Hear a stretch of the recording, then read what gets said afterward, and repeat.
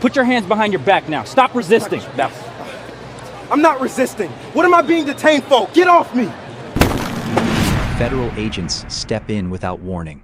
Hands move toward restraints. A man who has done nothing wrong is told to stay where he is. The accusation is theft, but no details are given. The setting is public.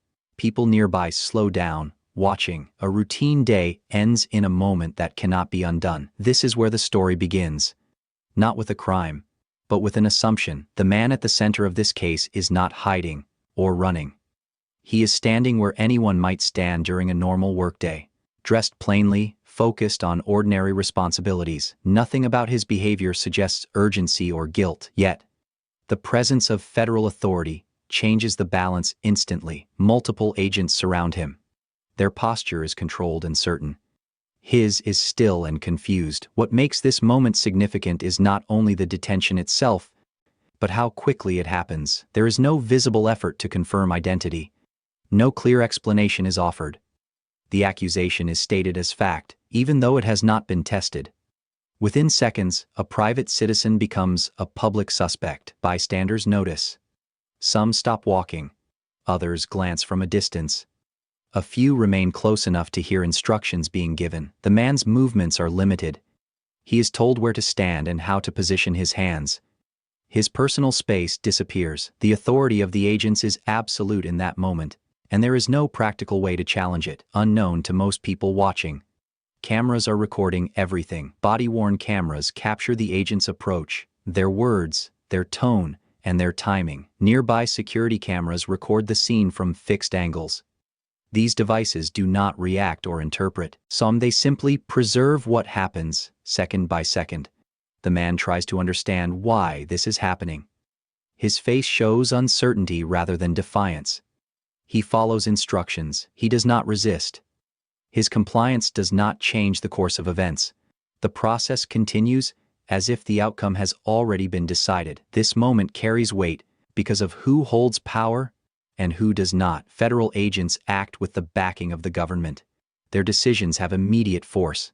The man has no comparable authority, no immediate recourse, and no way to step out of the situation. His freedom depends entirely on judgments made by others, in real time, based on limited information. What unfolds next will hinge on what the cameras captured and what the facts eventually show. At this point, none of that is visible. All that exists is a public detention, an unproven claim, and a man whose normal life has been interrupted under the watch of strangers. The consequences of this encounter will not be clear until much later.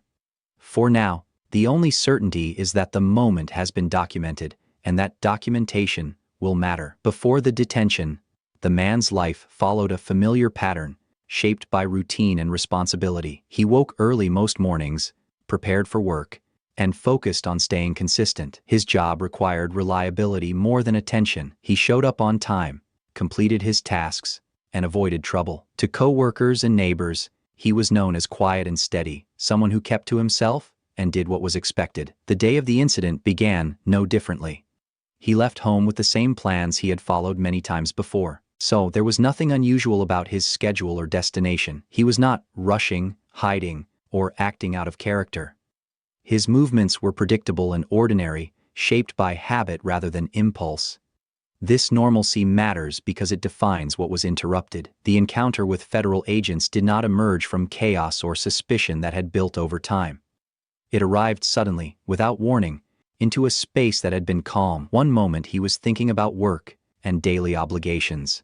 The next, his attention was forced onto agents asserting control over his body and movement. In the hours before the detention, he interacted with others in expected ways. Brief conversations, familiar faces, routine tasks, nothing that suggested he was being watched or evaluated. There was no indication that he matched any verified description connected to a crime.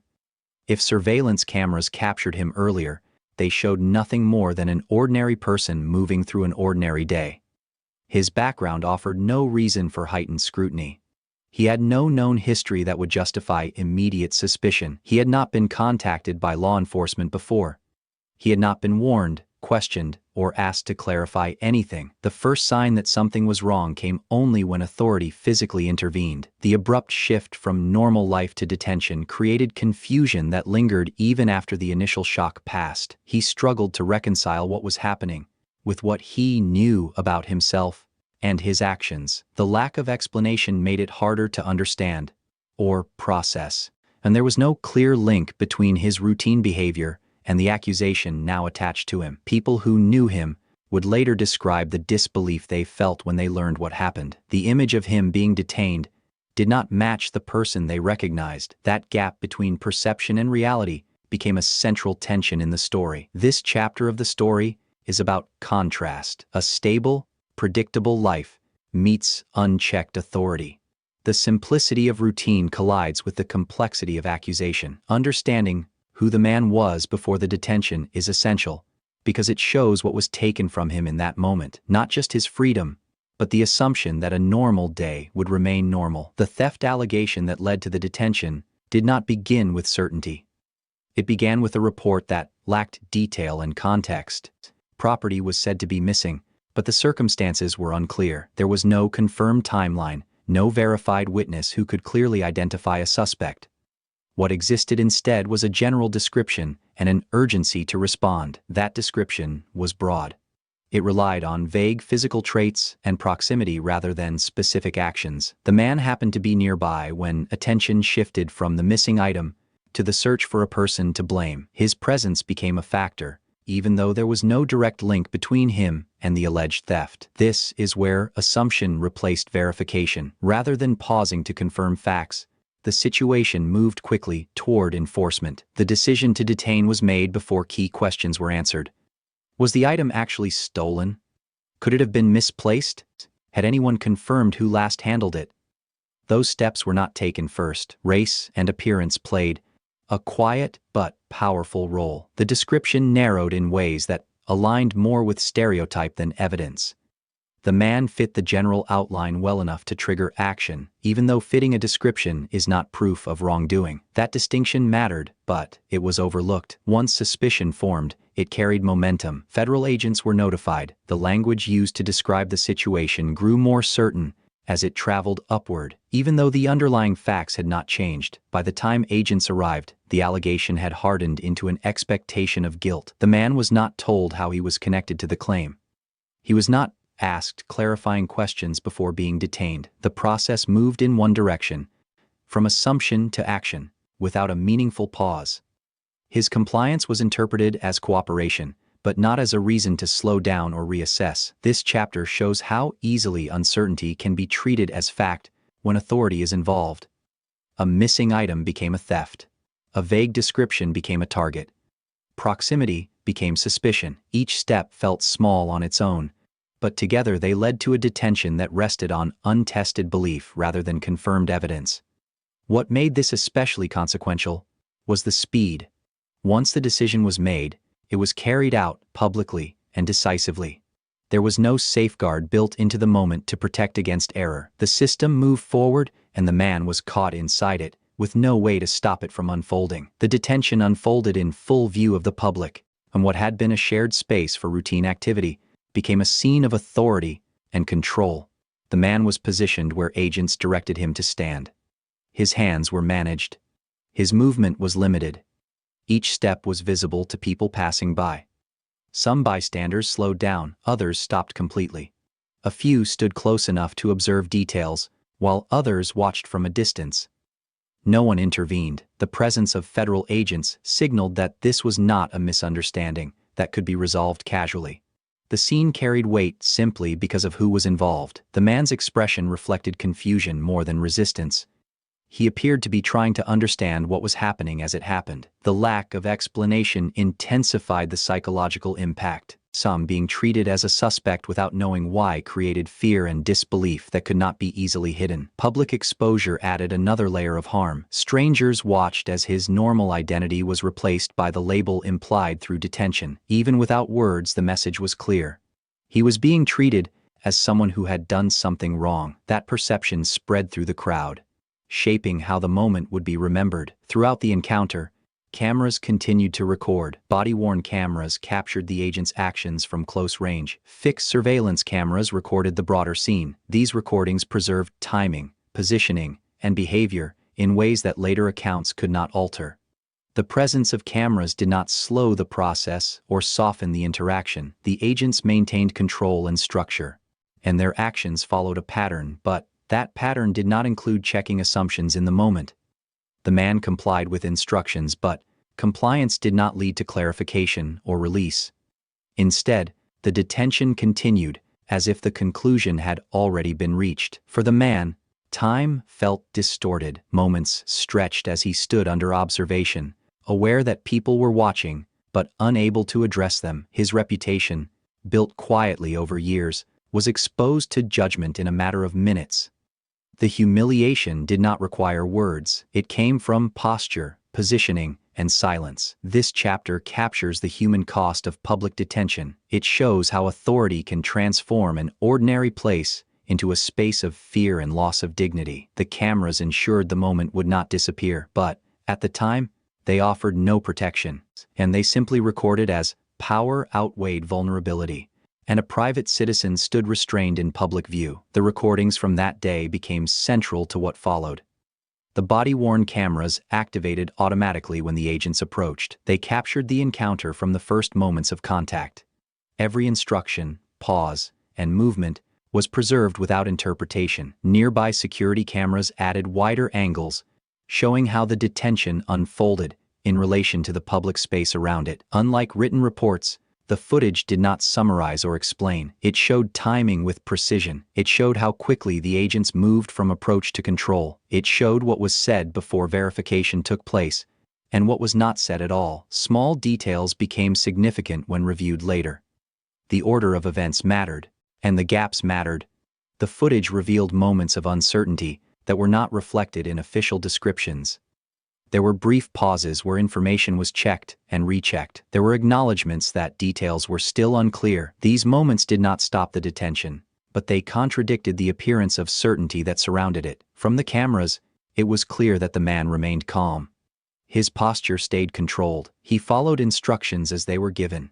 There was no visible attempt to flee or resist. The recordings showed compliance paired with confusion, a combination that made the continued restraint harder to justify when viewed later. The Bodycam footage also captured how little information was shared with the man. Explanations were minimal. The accusation was referenced, but not supported. The lack of detail stood out when replayed, especially against the seriousness of the response.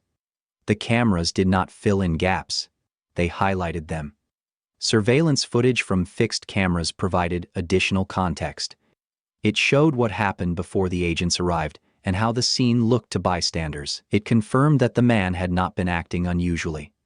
It also showed how quickly attention gathered once the detention began. These angles reinforced that the encounter was not isolated or private. Together, the recordings formed a complete timeline. They reduced reliance on memory, which can shift over time.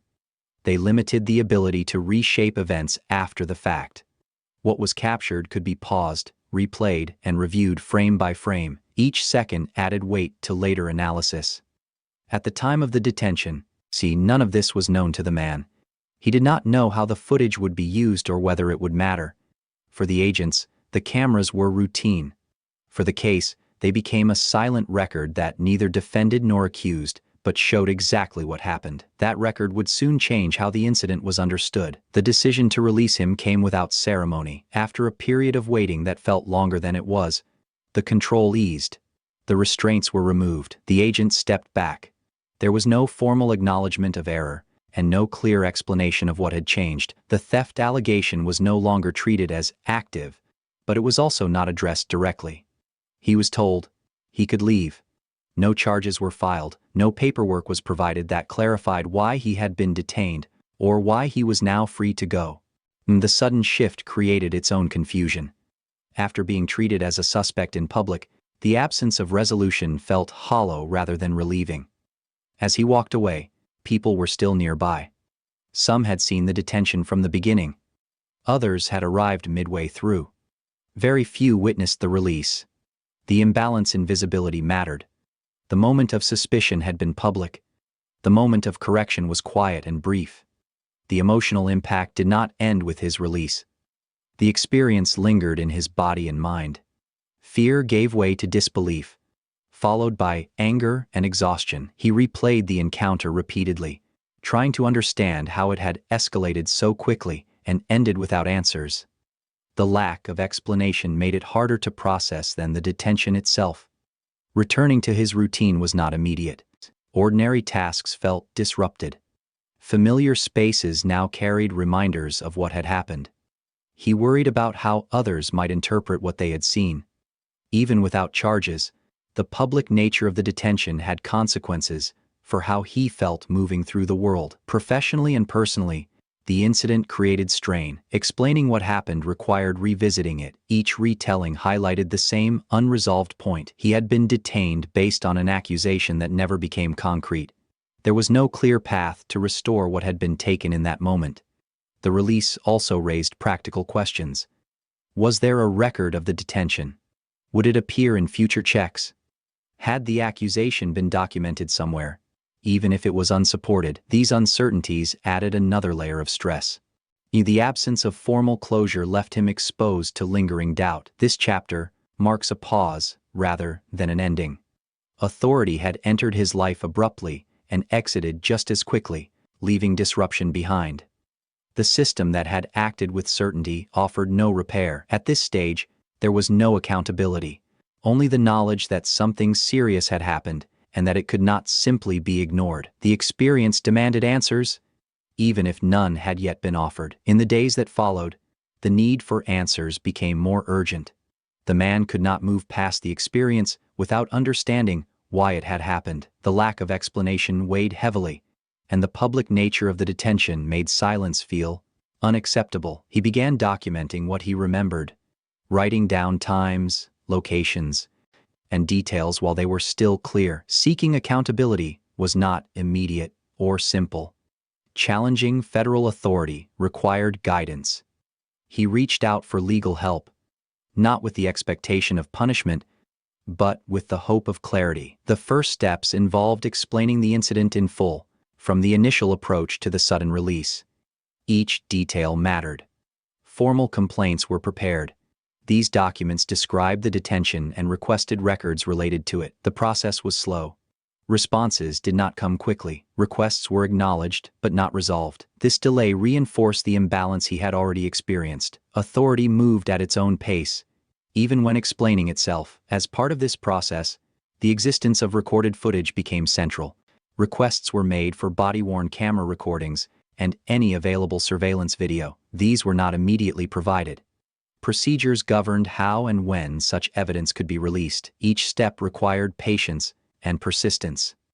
Reviewing the footage, when it finally became available, was a turning point. What he saw matched his memory, but seeing it documented carried a different weight. The cameras confirmed his compliance, the lack of clear explanation, and the uncertainty present during the detention. The recordings transformed a personal experience into an objective record. Legal counsel examined the footage carefully. They compared what was shown to what should have happened under standard procedures. Questions emerged about justification and proportionality. The evidence did not rely on interpretation alone. It relied on what was visible and audible. This chapter marks the shift from personal harm to formal challenge. The man was no longer alone with his experience. It was now supported by documentation and reviewed by professionals trained to assess authority actions. The path toward accountability was still uncertain, but it had begun to take shape. The encounter was no longer just a memory.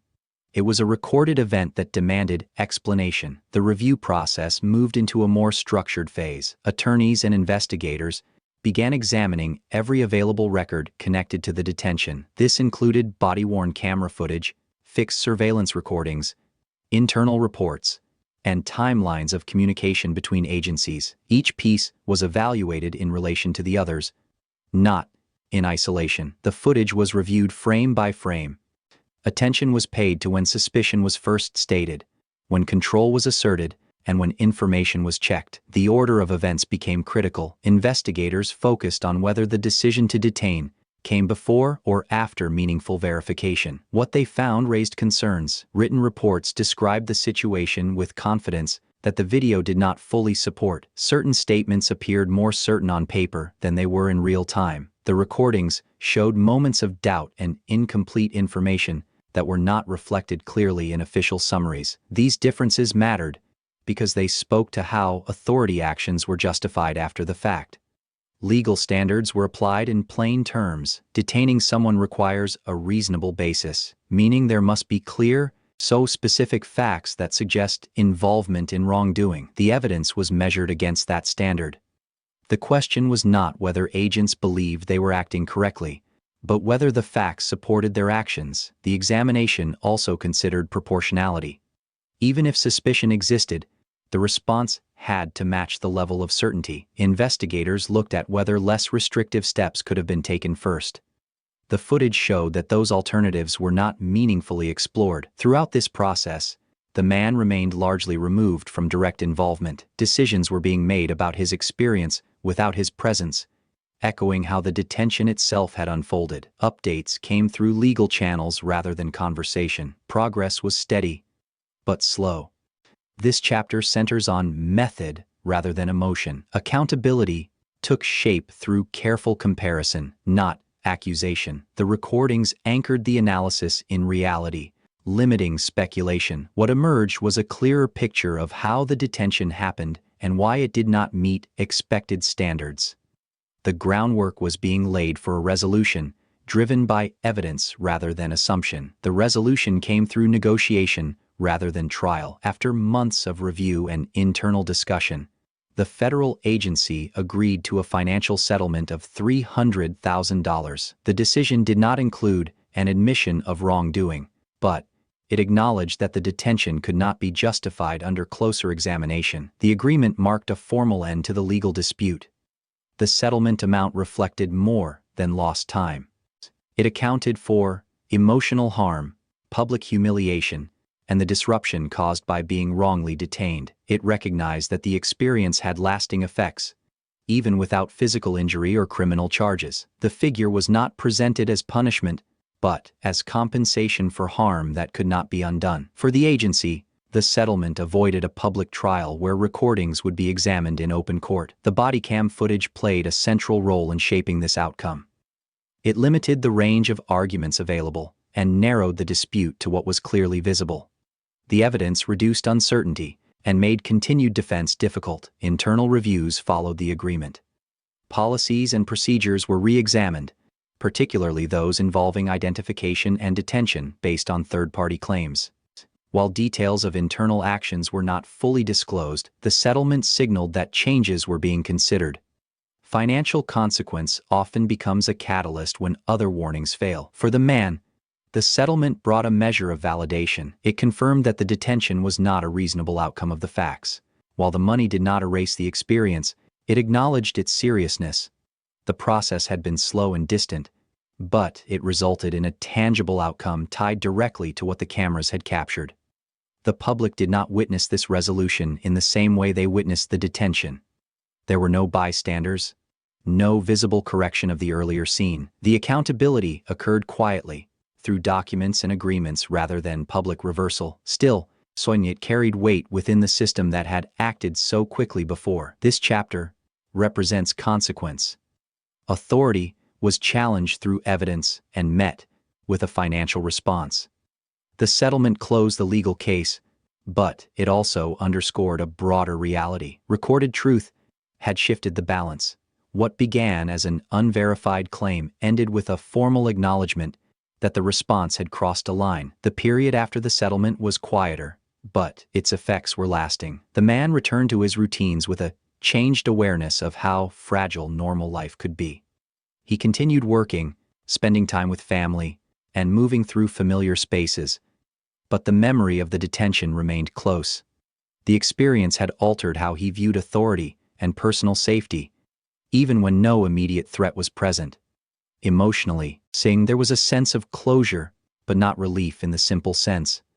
Accountability had come through documentation and process, not apology. The settlement acknowledged harm, yet it did not fully restore what had been lost in public view. Trust, once shaken, did not automatically return. Still, the outcome affirmed that what happened to him mattered and that it was taken seriously. The role of recorded evidence became a defining lesson. Without body-worn cameras and surveillance footage, the case would have relied on competing recollections and official summaries. The recordings shifted the balance by preserving events exactly as they occurred. They did not argue or interpret, they showed.